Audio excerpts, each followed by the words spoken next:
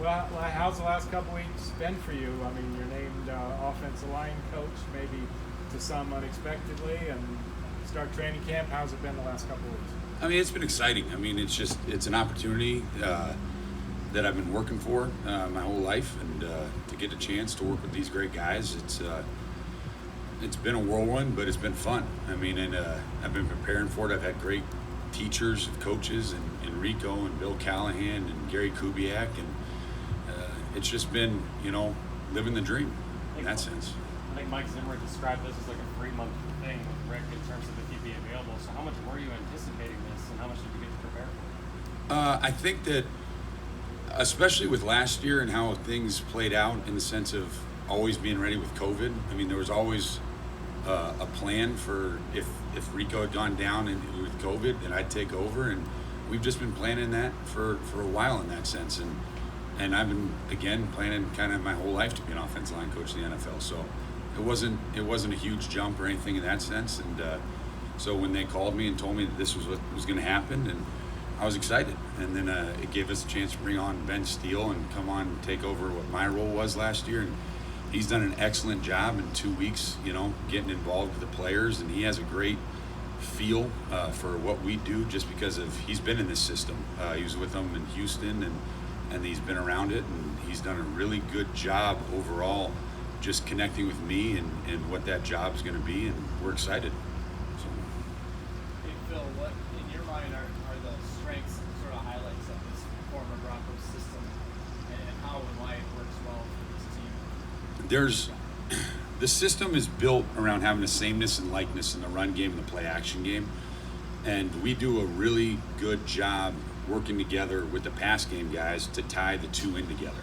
So the system, although it's been used for many years, I mean, it's ever evolving and always new. So we live and die by the wide zone. I mean, that's what we love to do, and our back is very, very good at it.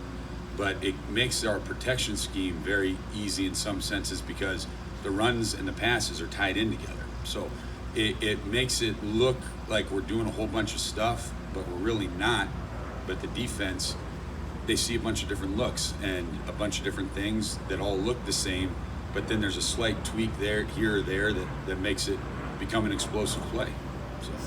Establishing that sameness, for rookies kind of who come in, is that a hard skill or thing to teach? Say that, sorry, the plane flew over. Yeah. Establishing that sameness you're trying to create, is that hard for rookies to pick up? I think that for a rookie to come in, they get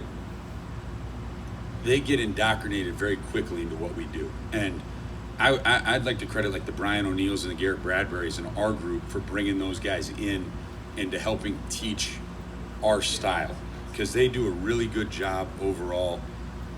Wyatt and 71, I mean, they do a great job taking them in and just having the foundation that's been built before they got here and then continues on. So it's not that it's difficult for a rookie, it's just the first few days I bet you could be a little bit overwhelming, but after that they're pretty good.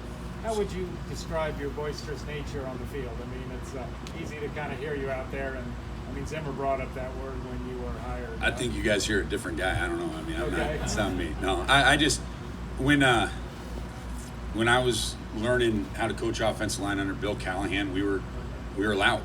We were loud because we got to coach 15 guys. Just because you're correcting one guy, that doesn't mean he's the only guy getting the correction. So, and I think that guys feed off energy.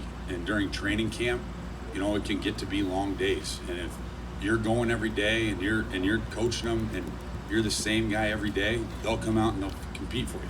And that's what I'm looking for. Guys who will compete. And that's what we're looking for as an organization. Guys will compete every day and match our energy. And they've done a great job so far. Is that important to be positive as well as negative? Like we hear what you yell, but we hear almost like equally praise as much as negative. Well, they got to know when they're doing a good job. I mean, that's critical. I mean, my position is a very excitable position.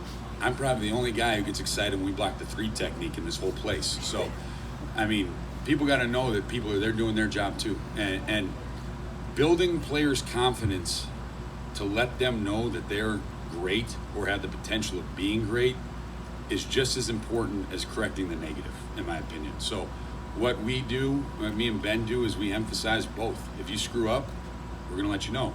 If you do a good job, we're going to let you know. And it takes guys like, you know, Brian O'Neill, Garrett Bradbury, Ollie. I mean, those guys need positive reinforcement in what they do.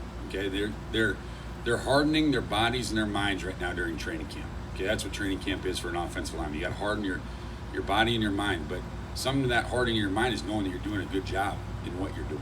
So when you guys made the decision this summer to move Ollie to guard, did you look back at anything from the Ezra Cleveland transition when he was a tackle in college to moving him to guards to know that that would be a good fit for Ollie? Ollie has a particular skill set in which he's long and he's incredibly strong. So when looking at him and then looking at where the tackle position was, just numerically, it seemed like a good fit to move him inside. And just looking at different players who've moved inside, Ezra, for example, or when I was in Washington, we moved Brandon Sheriff inside, or Brandon Sheriff had moved inside. He shares qualities and traits that would make you think that he has potential of being very good. That and just the overall size and demeanor of how he plays football fits being a guard better than it does being a tackle. You mentioned his size.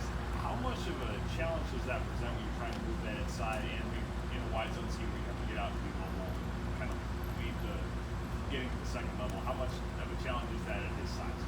Well, for some guys, it would be a challenge. But for Ollie, he is a very good athlete, and he understands leverage and angles. He's a very smart player. So he has the ability to get to the second level.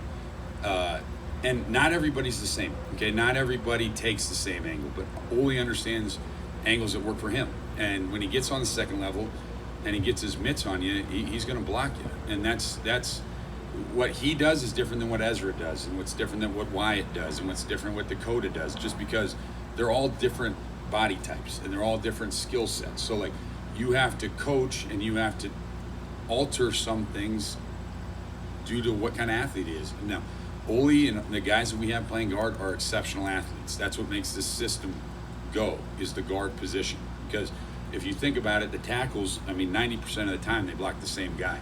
The guard position has a little bit more thinking. It's a little bit more involved because they have a 3 technique on them. Sometimes they have a nose. Sometimes they're going to the stack back, or sometimes they're going behind. So the thing for like a guy that's transitioning like Ollie or Ezra did last year is there's a little bit more thinking involved in playing fast. And we're finally starting to get into a rhythm with some of those guys making the transition that they're really starting to play at the speed we want them to.